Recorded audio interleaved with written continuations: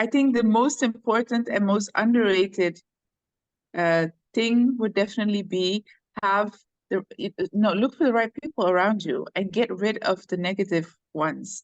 And unfortunately, that includes family, because there are people around you that will see you grow, and there are people who are not necessarily happy with that.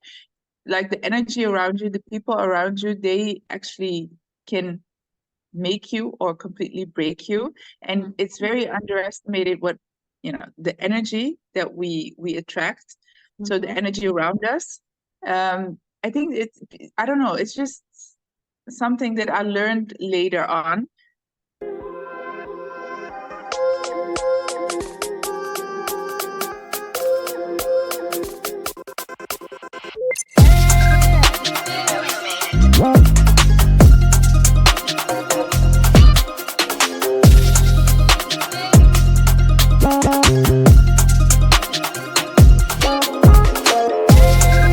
Hello, Empower Nation. Welcome to Empower Her Money podcast. I am your host, Angela Duncan, speaker, best-selling author, serial entrepreneur. This is the podcast for entrepreneurs, and we talk all things money and business. Today's episode is sponsored by freemoneytipsbook.com, freemoneytipsbook.com. Head over there, download your free ebook, and get started on your financial journey today. I am interviewing Kanessa with Mulu Clothing. We're going to talk about being a female business owner in Dubai and having a business internationally, and why having good people around you is so important. Hi, Kanessa. Welcome to Empower Her Money podcast. Tell me something awesome that is going great for you today. All my 3 kids were in a happy mood. So that's always positive for a mom. Yeah. And for myself in particular. Sounds great. So why don't you start off by telling us a little bit about yourself and your story and how you got to be who you are today. So if I may start at the very beginning, I was born in Ethiopia. I moved to the Netherlands, Holland, as Americans like to call it. When I was 3 years old, my parents fled to the Netherlands, and that's basically where I grew up. So if you would ask me where do you come from, I have a hard time answering it, in simple words, because both Ethiopia and Holland are my home to me. And it shaped me to who I am today. And I grew up in a small town in the Netherlands. I went to the university later on when I was 18.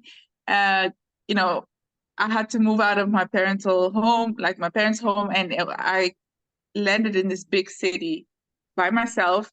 And I remember my parents always telling me, that I would make them very proud if I'd become a doctor or a lawyer or an engineer or whatever that has this amazing title. And, I think I owed it. I still feel like I owe them that, because, they went through all, the whole moving to Holland situations. Basically, they were forced to, but it was a traumatic experience for them. So I always felt like I owe them that feeling of pride, because they did it all for me.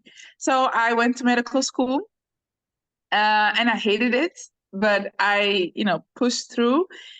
And that's also, I'm happy that I made that choice, because while I was, rounding up my first years, I had to do this internship, and I bumped into my first entrepreneurial challenge, let's say. I don't know, do you want me to continue and go further into detail? So I remember I had to do this, there was this thesis, and they told me, my professor told me, like, Kanessa, just find a problem, find something that you can solve on your work floor. So anything in the hospital that you see as a problem, try to find a solution to that problem. And I was like, okay, great. As a teenager, or like I think 20 back then. And I was like, okay, I don't know what this guy is talking about, blah, blah, blah. You know how teenagers are, right? I had no idea what I was doing. And I was so insecure as what. So I had this challenge, and I was, while I was doing my internship, I was trying to find this problem. And all of a sudden, creative moments usually don't come at, expected moments. Does that make sense? It's literally, it was this moment in the middle of the night. I woke up and I was like, oh my God, this is the problem. And I went back to the hospital the next day, and I asked a colleague of mine, and she was a woman. I said, why are there women mostly in, forefront? The nurses, the receptionists, everyone, until you get to the doctor, until you get to that point, to the doctor's room, it was all women. And I was like, okay, but I noticed that most of these women were struggling to balance, life at home and, life as a mom, life as a caregiver, life as actually anything, because they were so focused. They were trying to make it all happen, but they really struggled. So I said, okay, maybe we should find a solution here where you can balance both. So you can stay at home and still do your job at the same time. And I know this sounds so normal now, but Right. this was 13 years ago. And I said, well, it would make sense if you can just pick up the phone at home while you're still with your kids, and you can still, talk to your patients or even do consultation through video calls. And I think when I mentioned that, they were like, Kanessa, this is crazy. This is never going to happen. I remember the looks on their faces, and I was like, well, I can try to solve this problem. I know it's a big shot, but let's go. And it turned into a business. It turned into a company. I eventually sold this company to one of the largest insurance companies in the country. And by 21, I basically sold my first company and had access to like a large sum of money. Very nice. And that's how my entrepreneurial journey started. Okay. And I never became a doctor, by the way. No doctor. So what is your business today? Tell me about it. So after I sold my company, like I said, all of a sudden I was so young and I had access to money for the first time in my life. I never had that much I've never seen it before. So luckily I have a smart father. He's very smart with money.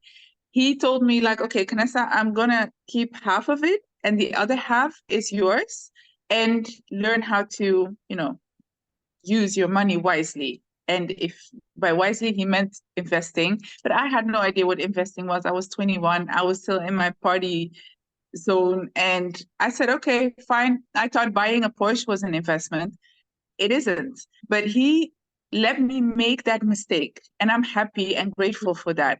And I bought the car, and my father said, Kanessa, you cannot afford this car because there's no recurring income. You just had one big sum. That's not how, life works. So eventually I had to sell my car. And, that's when I realized, okay, so I bought this new car, and when I sold it, it already devaluated, and it was just it was a mistake, actually. So I learned that I had to reinvest my money. So I started to repeat the same process, basically. Find a problem and check or see if you can solve that problem. It worked for me once. Why wouldn't it work for me? Work the same way again? And it did. I mean, I launched my first women's football league, which also started as a problem. It was a problem for me because I wanted to play American football. There were no female football teams in the country, or actually in the whole continent. I said, you know what? I'm going to find some girls who are just as interested as I am and see if we can just play American football as women. And the women loved it so much that it became national news all of a sudden, and I had 7 teams within 2 years. Wow. So it became a league. We played internationally, we played national teams of certain countries, and we were basically ready to head to the US. And then COVID hit, and I sold off my shares. And today I run a clothing business in Mulu. Mulu started as a plus size clothing brand that I started 6 years ago because I was a plus size woman back then, and I was struggling to find clothes. And I was a power lifter, and you might assume that a power lifter or someone at the gym that goes to the gym 5 days a week would want to lose weight. But as a power lifter, I actually wanted to gain weight because, the bigger you are, the stronger you get. And I was already wearing an extra large. And 6 years ago, it was very hard in Europe to find clothes above extra large. So I was like, okay, you know what? If I cannot find it, I might as well make it. And that's how the journey started. And people started to notice my designs. And now I'm selling in over 10 countries, and I'm manufacturing for other brands, and I'm helping women to start their own brands. Yeah. Wow. What an incredible story. I love that early on in your college or university years, you figured out that finding a problem, finding a solution that works, that will become a business. So I really like, so that started early for you. And then you just repeated that process, but in different lines of business. So that's incredible. So really like that. So you're in Dubai now, correct? Yes. How is it being a woman business owner in Dubai versus maybe because you were in Holland for a little bit? What's the difference between, the different countries and the different cultures? Well, I think I want to start off by saying it's not what you think it is in the West. It's not how it was portrayed in, I lived in the West as well. I grew up in the West, and the way, the Middle East is portrayed is not necessarily how it is. But there's some truth to it. I mean, it is different as a woman. It's just like every other culture. You have to learn what the culture is about, why they act that way. And once you understand the why, you can use that in your advantage. For example, some women, Muslim women, they don't shake hands. And at first it was like, oh, that's a little bit strange, but why is that? It's actually just to give the woman the power to distance. She can decide if she wants to get close to a man or a male energy. If you are not comfortable with that, you actually have the power as a woman here to say like, okay, no, I'm going to keep my distance. You can even refuse, men in your elevator, for example. It's not that strange here. So if I don't feel comfortable with men in my aura, let's say, I have the right to actually deny that. So I started to learn the why, and I started to use that why into my advantage. So if I don't feel comfortable around men, I actually have the power to say, you need to step away because you're too close to me. And it's respected here. Unlike the West, obviously, it's a different culture. Yes. Now, with social media here in the United States, TikTok, Instagram, Facebook, LinkedIn, we have lots of platforms for social media. It's very popular here to, post about your business, to find clients on social media platforms. What does that look like for you in Dubai? Is it the same? Yeah, Snapchat is quite popular here. And TikTok. We use the same platforms, but for example, on my African market, Facebook is very popular. We use Facebook, Twitter, and Snapchat. Middle East is more Snapchat and Instagram, for example. So you have to understand where, especially Gen Z, if you want to find Gen Z, you have to find where they are. And usually it's actually per country is different where you can find them in large groups. But it is social media. Yeah, definitely. So I live in Miami, and for me, when I want to, coordinate business, go out and meet more professionals or other women in business, I go to networking events. So they're in Miami. Like this week, we have Art Basel, which is where all of the artists in the entire world come here, have parties, showcase their, fashion, showcase their art. So it's a whole week of art for our city here. So in Dubai, do you have similar networking events and meetings that you Yes. can go out and and meet other professionals? Yeah. What does that look like for you? One of the things I like about Dubai is I don't know how or what it's like in Miami. I've never been to network. I heard about Art Basel, but I've never been to it because it's never been my thing. But here, when you go to events, you literally meet people from all over the world, and that's what makes Dubai Dubai. It's really the fact that I can go to an event and meet women of all the 7 continents in one place, or men actually. I can meet people from all corners of this planet. It's so cool, and it just broadens your horizon. And it's just, yeah, it's the same in a way, but also just very different, if that makes sense. Yeah. Because you're experiencing it through, I don't know, it's just like, for example, the food that is served. They have all kinds of foods because they know people are from all corners. And I'm open, my eyes are open to a whole new side of the world, if that makes sense. So it's more the Asian side. Yeah. And I think that's a little different. For example, if I go to a networking event, I was at one last night, it was at a hotel. Well, there's no food. There's plenty of alcohol, but no food available. And sometimes there might be like a little bit of appetizer, but it's just one culture, one genre of food. It's not a mix of many. So that's interesting to see how Miami is a melting pot. We have many cultures, many people here, but when you go to different things, it doesn't seem like it's so encompassed with everybody. So that's interesting to know. And you should consider Art Basel because we do have fashion shows too. So if you have your fashion line, it would be nice to bring it to Miami as well for maybe next year. I would love to. Actually, the funny thing is, even with art, I started to gain more interest in art. I think as you get older, you have you start to develop more taste, let's say. Yes. And here you meet artists from all over the world. And I've never seen Indian artists, for example, and I saw one for the first time, I think a few weeks ago, and I was obsessed. I was like, oh my God, this is completely different, because obviously his input came from somewhere where I've never been. So it was just beautiful. And I think that really opened my eyes in a way, that, you want more, you want to explore more. Once you tap into it, you want more.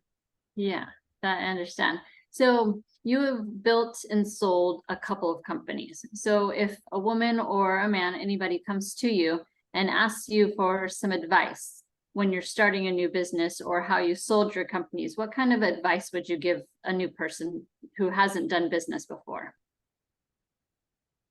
Well, I think business-wise, like the practical side, you will learn along the way. Because you don't know now does not mean you will never know. Just, I think the most important and most underrated thing would definitely be look for the right people around you and get rid of the negative ones. And unfortunately, that includes family, because there are people around you that will see you grow, and there are people who are not necessarily happy with that. Like the energy around you, the people around you, they actually can make you or completely break you. And it's very underestimated what, the energy that we attract. So the energy around us. I think I don't know, it's just something that I learned later on. that every time I am with certain people, I have a hard time growing, and then I let go and just, focus on the people who are there for me, like my parents or, my husband. And all of a sudden it's like, boom, there's this growth spirit. And it's not like I cannot tell you in words what that exactly means. And I cannot translate it into words, but it's really impactful. The people around you actually have a large impact on your success. Yeah, we have a saying here in the US that says that you are the combination of the 5 people you surround yourself with. So if you want to grow your business, then you want to be around other business owners that want to grow too, right? So similar concept, just different words. And don't seek for acceptance. You won't be, I think you have to understand, if you grow up in a certain neighborhood, those people, they know you and they feel like you are who you are, or whatever that means. And once you start growing, once your horizon is broader, they don't recognize you anymore, and they will blame you for that. And it's not necessarily that it's not malicious, but they don't know how to deal with that. So a human response to a change is, either they will, I don't know, deny, or they will bring you down. It's a negative response to you. It's a negative energy. And I think you really have to be careful with that, those kind of people around you. That energy is just really toxic. Yeah, I agree. So with your current company, what do you see next for you? Is this something you're going to continue to grow, or perhaps sell and then move on to another? It started as a hobby. It was never my idea to grow it into something big, but it's growing without me doing much work. And I think I see that as a blessing, because it's just the things that I've learned in, my previous years. I apply it in my business now, and it just, it works. And no, I don't have plans to grow it into, I don't know, the next Adidas or the next large brand. But I think I reached the point where it's time to give back all the knowledge that I've gained. I've been lucky. I've been lucky throughout my life, although I've never saw it until I think I gave birth to my second child.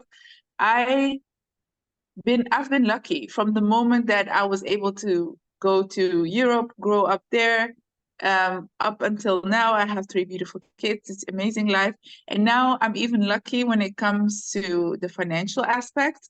I don't have to worry about anything anymore. I can do whatever I want. And that's just a blessing on its own. And I think that I reached this point because my parents and the people around my parents, or, whatever it is, my karma is very good, simply because my parents, I don't know how to say it. It's a very sensitive subject in a way, but it's just that I'm so grateful for everything that I got, and it's time to give back, because, like I said, I must have a very good karma thanks to my parents, or even my great parents. And I think I need to continue that energy. And now is the time. I have it all. And yes, what more can I ask for? You have 3 children. How are you teaching them now about entrepreneurship and about business? Have you started that already with your children? Well, I hope that they learn by my actions, because if there's one thing I learned from my childhood, is that I learned from my parents' actions, not from their words. I don't even remember their words. So, it's really their actions that are still, that actually shape me to who I am. So I hope they will learn by what they see. But my goal is eventually to support them in anything they would like to do or like to become. But I will not push them to become a doctor or a lawyer or anything that I was pushed into. Yeah, but I mean, you've shown success in your entrepreneur and your businesses, so hopefully they pay attention to that, and then they ask questions, because when they ask questions and become curious, they're going to receive the information you're giving to them because they're curious and they want to know, right? I think so. There's also a certain fear because, they grow up in a completely different lifestyle than mine. I don't have experience with this lifestyle. As a kid, I never had half of what they have. Yes, it's a blessing, but sometimes I feel I'm afraid that it's going to turn into a curse if you don't handle it well. Mhm. So that's my biggest fear because they probably assume that it's normal to travel 6 times a year. They probably assume that everybody has help in the house, They probably think that is the norm, but that not even their father, and their father is Dutch, has it or is familiar with this kind of luxury. It's really new to us. And in our world, we're doing the best we're giving them the best of the best. But I don't know if that translates the same way in their head. Does Yes. that make sense? Yes, yeah, I understand completely. Same with my daughter. I grew up very, very poor. So now that she gets to see a different side, I want her to learn from it, but also not to have the curse of not earning it too. She needs to earn it too. Yeah. Yeah. Okay. Yeah. So I have one last fun question for you, completely off topic. But if you could have a superpower, so if you think about the superheroes, if you could have a superpower, what would you pick and why? For a long time, I said I would like to make every child on this planet happy. If I have that, so I would like to have that superpower. But now I think every human, I would like to sprinkle happiness. Let's say someone would talk to me and be like, "Oh, I feel so down," or "I feel depressed," and I'm like, "Boom, tomorrow you'll be happy forever." I would love that superpower, actually. It would be a very useful superpower as well. Yeah, I would love that too. Okay. If our audience wants to get in touch with you, learn more about the clothing line, learn more about you, how do they find you? Right now, mostly active on Instagram and TikTok. So Kanessa Muluneh, it's the same name everywhere or handle. So you can find me there. Instagram, I think that's the best. Okay, and if my audience is just listening and they're not going to get my links, how do you spell your last name? Ooh, okay, listen up. Muluneh.